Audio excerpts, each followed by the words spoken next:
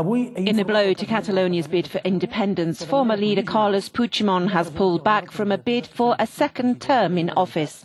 He said his withdrawal was the only way to get a new government underway. Puigdemont faces charges of sedition and rebellion in Spain and is currently in self-imposed exile in Brussels. He said his party will propose a pro-secession campaigner, Jordi Sanchez, currently in remand in a Madrid prison, as an alternative candidate. The announcement came just hours after three pro-independence parties in the Catalan parliament approved a motion recognising the legitimacy of Puigdemont's candidacy. It also reaffirmed the validity of a banned October the 1st referendum on independence in a tense first session of Parliament since elections in December.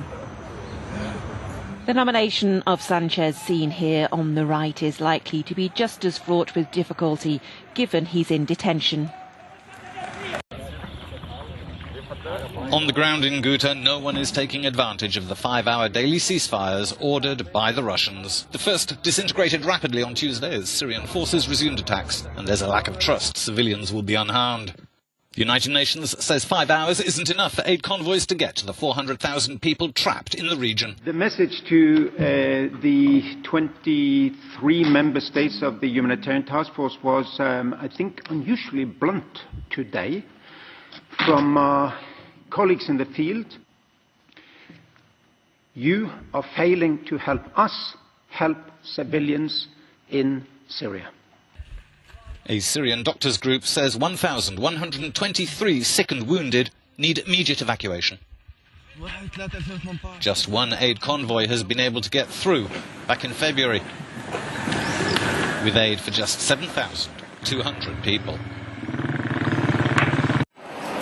Donald Trump has announced heavy tariffs on steel and aluminum imports, raising the specter of retaliation from major trade partners like China, Canada, and Europe. It could also mean higher costs for U.S. firms that use the metals, such as the auto industry. Trump says the move will protect American jobs. Again, what's been allowed to go on for decades is disgraceful. It's disgraceful. And when it comes to a time when our country can't make aluminum and steel, and somebody said it before, and I will tell you, you almost don't have much of a country. Because without steel and aluminum, your country's not the same. The duties would be 25% on steel imports and 10% on aluminum. Wall Street and Asian markets dropped after Trump's comments, and the EU said it would react to defend its interests.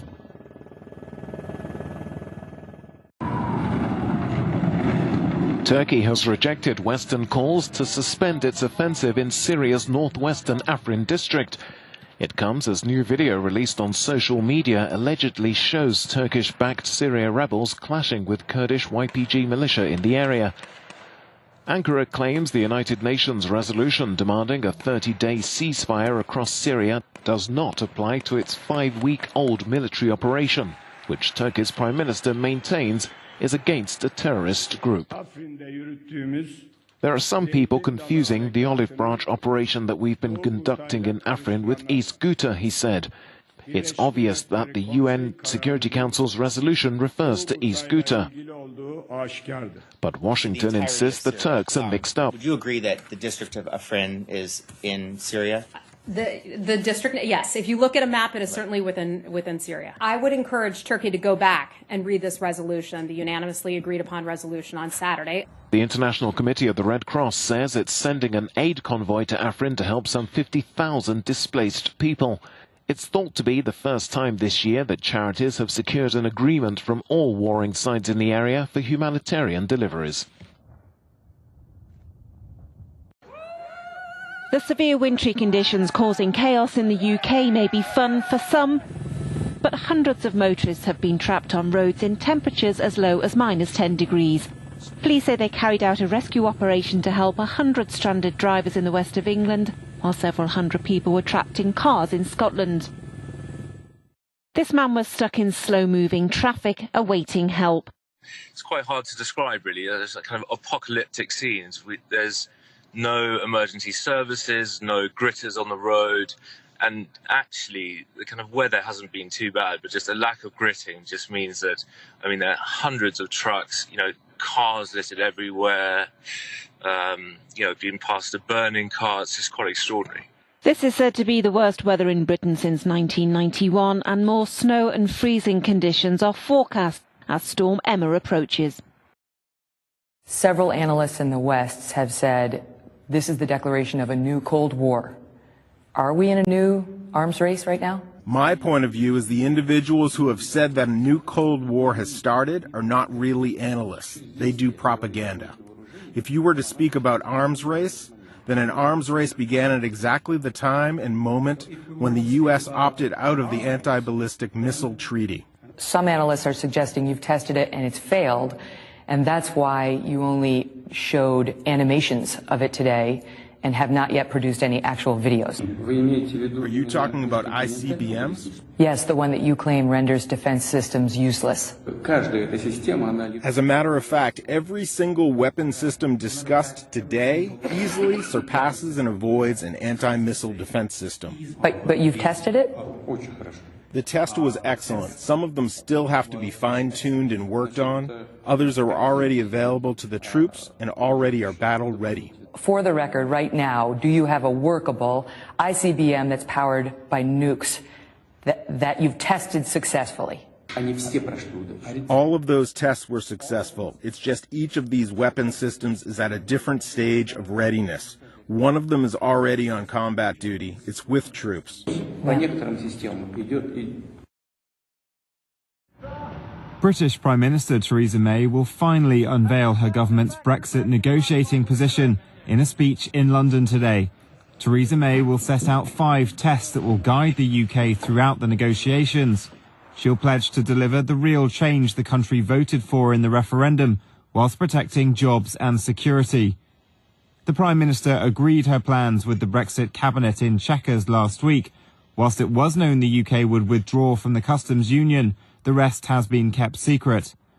Theresa May says she wants the broadest and deepest possible agreement with the EU, covering more sectors and cooperating more fully than any free trade agreement anywhere else in the world.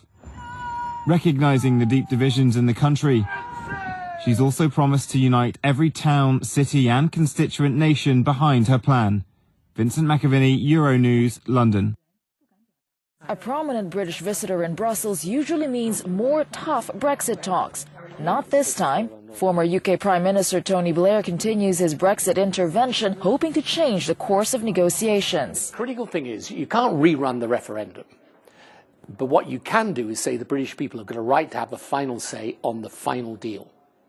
Because then that's not something that they have yet proclaimed on. And Parliament, first of all, has got to consider it.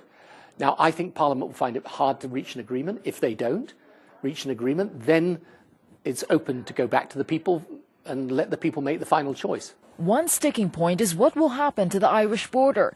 A future Brexit deal could potentially be at odds with the Good Friday Agreement, which eased sectarian tensions in Northern Ireland. Anything that stands in the way of Brexit, and the Good Friday Agreement is a complication for the Brexit people, they're prepared to get rid of. Even if it means that the peace in Northern Ireland is put at risk, it's a totally irresponsible position. For the British, Blair says the core dilemma of Brexit is this: lose control of economic rules or lose trade. Televidente, momento para outro espaço comercial. Agora nós estamos back no Informe Deportivo.